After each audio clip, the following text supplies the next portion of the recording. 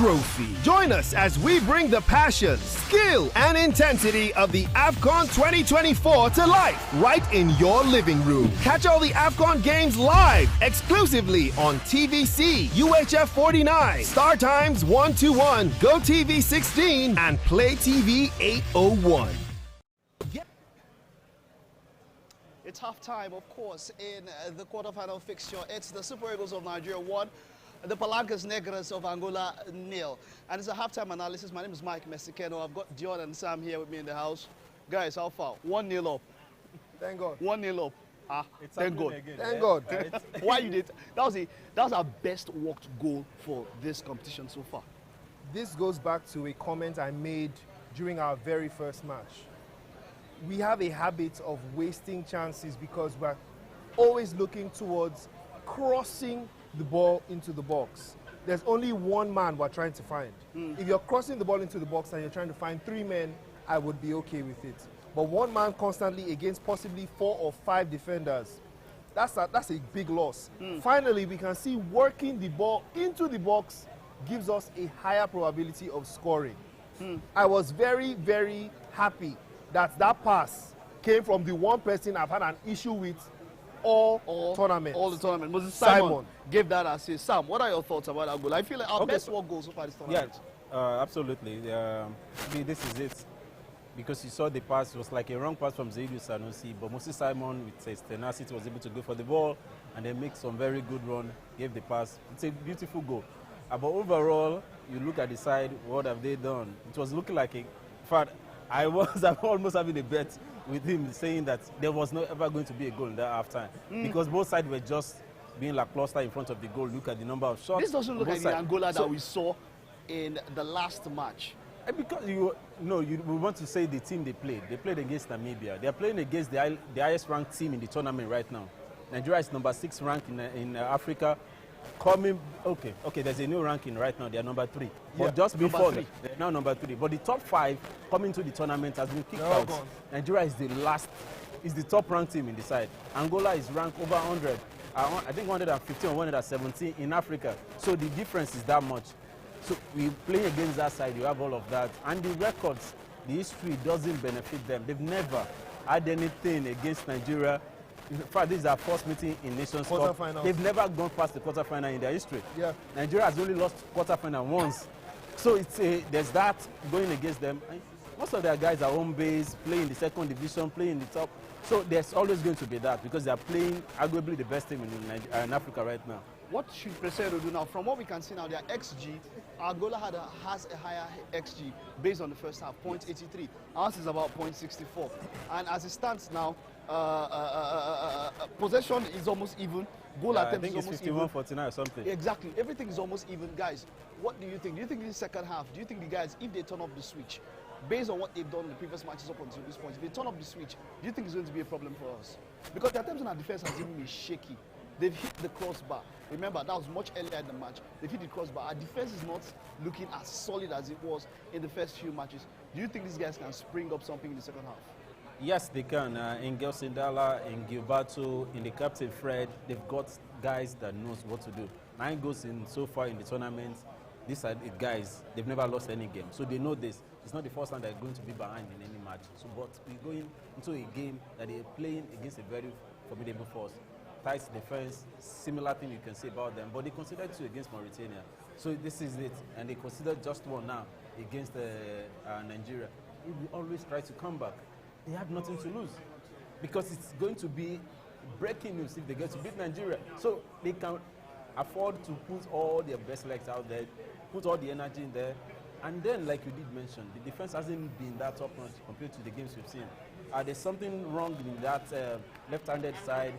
Zaidu Sanusi, Kevin Bassey, they've not been that solid.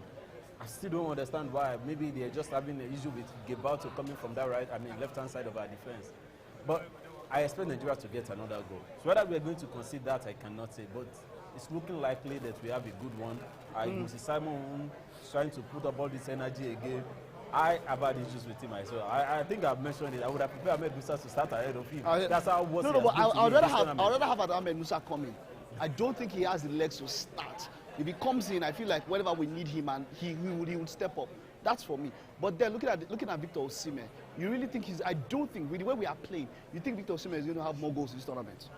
Frankly, there's one thing I believe right now is working in our favor, and it's 2 words. You may not agree with me, but I'm going to say Victor Osimhen. Not because he's the most fantastic player right now, but because I believe this match is more psychological than physical. The Angolans have so much at stake. There is so much promise to them if they win. So there's that factor of we have to do well, which gives you a lot of pressure in mind.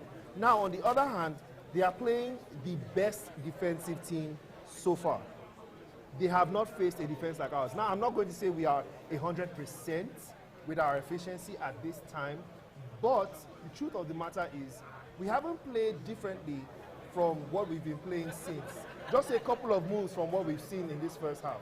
A couple of moves have been different, but they are still trying to push the narrative of Victor Osimhen being the target guy, so all balls to Osimhen, which gives them something to focus on and leaves the other players to do better. Take, for instance, now, that pass that caused the goal. How come nobody was on Simon strong enough? They were focusing too much in the box on our target man.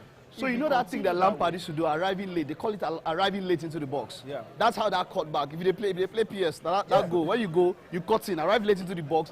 It worked out well for us because you had about 5 Angolan players inside that box. Yes. They were crowded. You can see that was the first attempt. Look at that one. Look at that one. That was earlier on in the match. That shows the improvement the team has had. Against look at Ivory this one, look at Coast, this one. remember we talked about the 2 wingers always hugging the line. But we've seen that they've changed that against Guinea-Bissau, against Cameroon. They tend to come in. That's how Moses Simon was in that space. Earlier on, maybe whatever Pesero has told them, he would have been on the other side. So the pass would have also be looking to get into to Victor Osimhen, who is heavily marked, and they probably would have gotten that. Analyze this goal as it were. Moses Simon, for me, was one that made all of this happen. He did everything. Exactly. Look at that pass where that guy went into the slide, and then Moses Simon takes that run. Okay, look at it now. Look at that pass now. Probably gave one of the worst passes that you can think of. I don't even understand that pass. But he worked out well. On his pace. He worked out well. Yes, he's a very pacey player and he's got skills. I mean, 1, 2, 3, 4, 5. There were 7 Angolan players Look at inside this, that look box. at this. If you can look, Everyone see is, that hesitation Everyone there. is going on Victor. That hesitation was Everyone is him going on Victor. thinking of a cross. That hesitation at first was him thinking of a cross. But he raised his head up and he looked. Yeah. So most of the time we'll be giving those crosses without even looking. Yeah. But you see, he raised his head up and we looked. Okay, by the way, a very big shout out to Esporter. This is Esporter Suits, of course, hosting TVC here with our AFCON viewership watch experience. It's been a wonderful one. So a big shout out to them. Esporter on CMD Road, giving us a wonderful experience right here at the AFCON Viewing Center. It's been a wonderful one so far. So guys, second half. If you're Pesero, what will you do? What I would do is to get Alex Iwobi not to get more than 70 minutes. Alex, you complain about Iwobi from the start. No, he's got some very good, nice pass in this game, but Yes. I am fearful of his time on the pitch. He's been very, very complacent when it comes to going into tackles. There's some of those balls that you think you should close on. We're better, expecting and that's that. what we expect. Either you bring in Onyedika or Joe Aribo. For all that, whatever Yes, you think about because Joe for Aribo, Iwobi, these I are don't guys know, that can always the- put their legs. The expectation is that the skills is ancestry or ancestral. Is no, ancestral. we are Children, all I say because of saying that JJ nephew. So people are saying, I see the Iwobi and I say, oh, JJ's nephew, Okocha's nephew. You should do this. I would give Iwobi till about the 65th minute Okay. before switching it up. And Okay. that switch will be a defensive switch. Why? Okay. Because I know the first probably 15 minutes of this second half, Nigeria was going to try to apply more pressure. But we are not technically known for applying pressure for 90 minutes. At all. So Without that instead energy. of waiting till the last 10 minutes to apply your defensive switch, apply it early. All right, second half is about to start, guys. Your prediction for the second half. What do you think is going to happen in the second half? Okay, How do you I'm think this match will expecting end? at least 2 more goals. 2 more goals. From where it's going to come from, I don't know. Whether it's Angola or Nigeria, but I'm expecting 2 more goals. Because there's this is the final for the 2 sides. You've got to win this half to All right. claim your win. What do you think? I would say Nigeria to score 1 more, but if in the case we do not experience that same brilliance in the first half, keep it simple and just keep it at 1-0. I think Angola will score. and then we'll score again. So for me, I'm looking at a 2-1 win. I think Angola will score because the way the year is, I think they will score. But then I expect one more goal, at least one more goal in the second half. Yeah. From whichever side, I expect at least one more goal in the second half. All right, so guys, we'll stay back, watch the second half, and we'll see how it goes. South Africa Cape Verde is waiting for us. All right, okay, so that's it. The first half analysis. Of course, it's the beautiful game, TVC Entertainment, and of course, Sports Suits hosting us here, having a wonderful experience at the fan experience. Just chill, sit back, relax. We'll meet you at the end of the game, and hopefully, we will be rejoicing and shouting that Nigeria is into the semi-final. See you at the end. My name is Mike Messikeno. I'll see you when the match ends. Trophy. Join us as we bring the passion, skill, and intensity of the AFCON 2024 to life right in your living room. Catch all the AFCON games live exclusively on TVC, UHF 49, Star Times 121, Go TV 16, and Play TV 801. Get ready for the ultimate football spectacle.